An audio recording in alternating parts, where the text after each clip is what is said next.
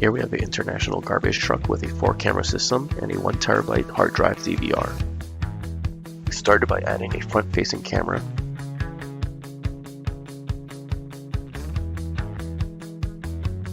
Along the sides of the truck, we installed 2 side view cameras.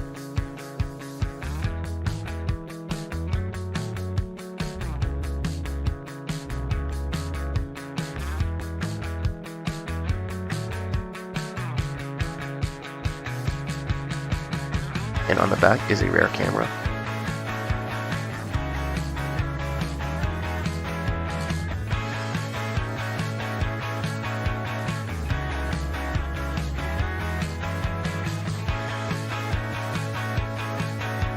Inside we place a 7-inch monitor.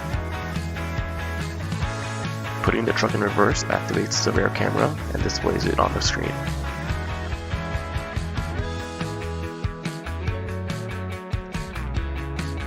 The same goes for using your turn signals. Signaling left activates the left blind spot camera, and signaling right shows the passenger side camera.